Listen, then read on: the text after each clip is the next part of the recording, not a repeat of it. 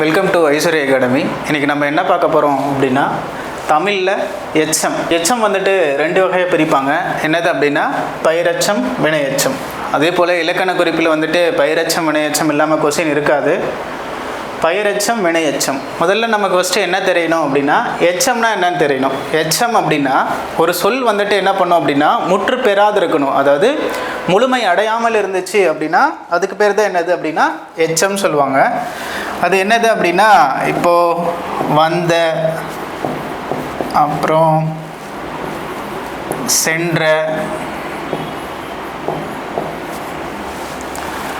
அடுத்து ஓடி, இது எல்லாமே என்னது அப்படின்னா எச்ச சொற்கள் தான்.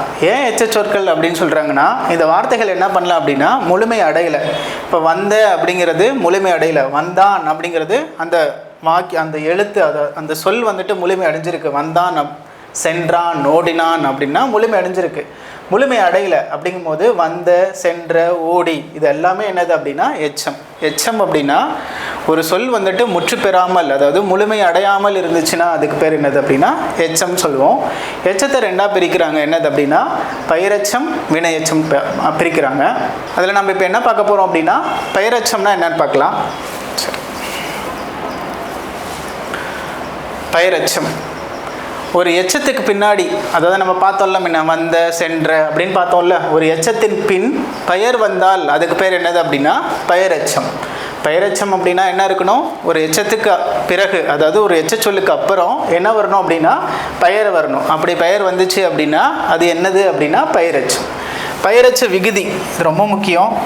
பெயரெச்ச விகுதி வந்துட்டு ரெண்டு இருக்குது. என்னது அப்படின்னா ஆ அப்படிங்கிறதும் குறில் ஆ, அப்புறம் அப்படிங்கிற வார்த்தை என்னது அப்படின்னா பெயரெச்சோட விகுதிகள். சரியா, இதை வச்சு தான் நம்ம பெயரெச்சமா வினையெச்சமான்னு கண்டுபிடிப்போம்.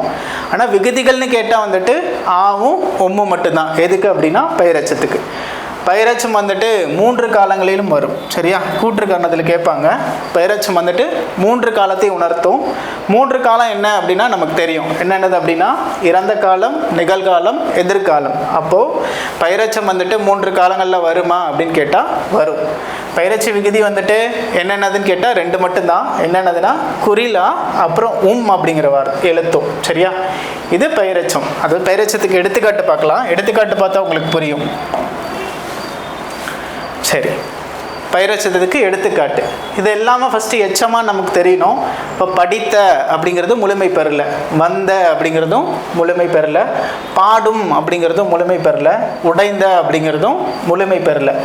இப்போது முழுமை பெறாது இருந்துச்சுன்னா அது எச்சம் நமக்கு தெரியும். அதே போல் இது பெயரெச்சமா அப்படின்னு நமக்கு தெரியும்னா என்ன பண்ணணும் அப்படின்னா, ஒரு எச்சத்துக்கு பின்னாடி என்ன வரணும் அப்படின்னா பெயர்ச்சொல் வரணும். பெயர்ச்சொல் வந்துச்சு அப்படின்னா அதுக்கு பேர் தான் என்னது அப்படின்னா பெயரெச்சம்.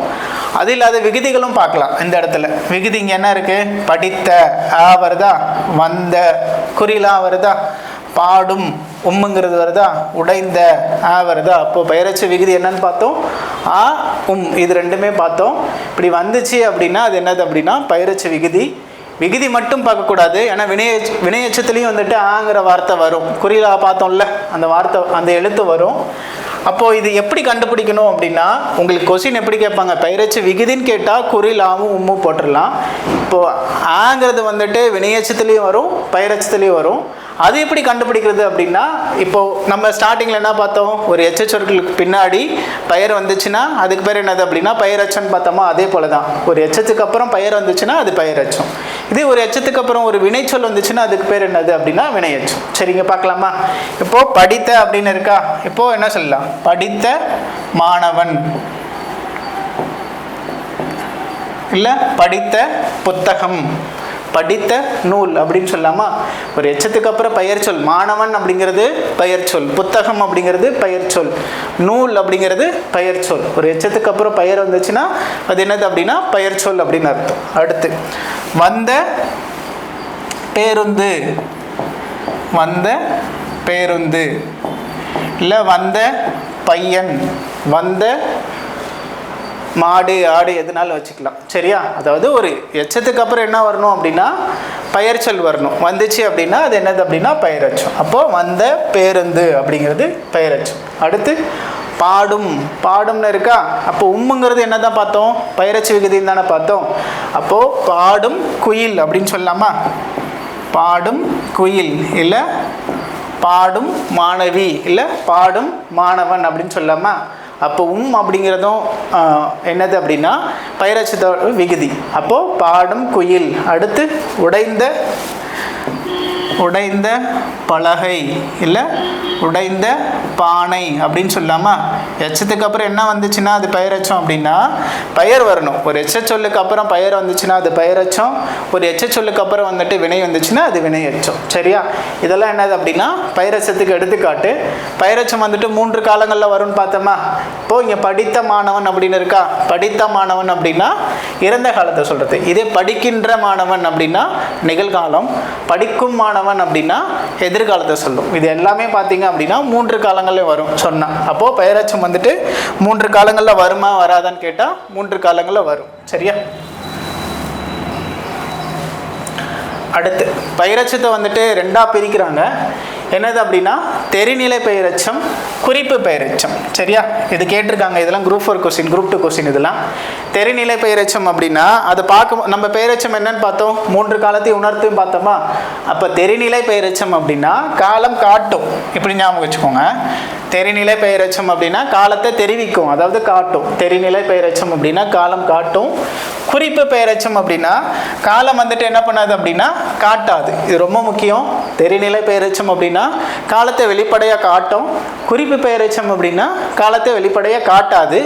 எதன் மூலம் உணர்த்தும் அப்படின்னா பண்பு மூலம் உணர்த்தும். சரியா, பண்பை குறிக்கும். சரியா, இப்போ நம்ம தெரிநிலை பெயரச்சத்துக்கு வந்துட்டு எடுத்துக்காட்ட பார்க்கலாம். இப்போது செய்த வேலை அப்படின்னு இருக்கா. செய்த அப்படிங்கிறது முடிஞ்சு போயிடுச்சு. செய்த வேலையை செஞ்சு முடிச்சுட்டாங்க. அப்போது இது இறந்த காலத்தை குறிக்குது. காலத்தை வெளிப்படையாக குறிச்சிச்சுன்னா என்ன வரும், தெரிநிலை பெயரச்சம். அடுத்து பாடும் குயில். பாடும் உம்முங்கிற வார்த்தை நம்ம பார்த்தோமா, விகுதி வரும்னு பார்த்தோமா. அப்போ பாடும் குயில் அப்படிங்கிறது எதிர்காலத்தை சொல்கிறது.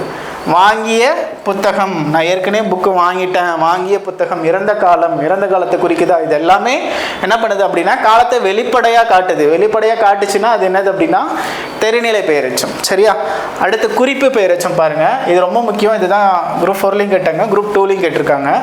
இப்போது சிம்பிளாக சொல்லணும் அப்படின்னா தெரிநிலை பெயரச்சம் அப்படின்னா காலத்தை தெரிவிக்கும், அதாவது வெளிப்படையாக காட்டும். குறிப்பு பெயரச்சம் அப்படின்னா காலம் காட்டாது, குறிப்பால் உணர்த்தும், அதாவது பண்பால் உணர்த்தும்னு சொல்கிறாங்க. இப்போ எல்லாமே பாருங்களேன், எச்சம் ஒரு எச்சத்துக்கு அப்புறம் பெயர் வந்துச்சுன்னா பெயரச்சம்னு பார்த்தோமா. இது தெரிநிலை பெயரச்சமா. வேலை, குயில், புத்தகம் அப்படிங்கிறதுலாம் என்னது ஒரு பெயர் சொல். சரியா, எச்சத்துக்கு பின்னாடி பெயர் வந்திருக்கு, அதனால பெயரச்சம். அதில் தெரிநிலை பெயரச்சம். சரியா, அடுத்து பாருங்க, நல்ல பையன் இருக்கா. நல்லங்கிறது ஏதாச்சும் காலத்தை குறிக்குமா. நல்ல அப்படிங்கிறது பண்பு, நல்லது கெட்டதுன்னு சொல்கிறோம்ல. அப்போ நல்ல பையன் இது எதில் வரும் அப்படின்னா குறிப்பு பெயரச்சம். அடுத்து சிறிய வீடு அப்படின்னு இருக்கா. சிறிய அப்படிங்கிறது எதில் வரும் அப்படின்னா குறிப்பு. சிறிய வீடு, பெரிய வீடு அப்படின்லாம் சொல்கிறோம்ல, அதாவது பண்பை உணர்த்துச்சு. காலம் உணர்த்தாமல் பண்பை உணர்த்துச்சு அப்படின்னா அது என்னது அப்படின்னா குறிப்பு பெயரச்சம். அடுத்து அழகிய மலர்.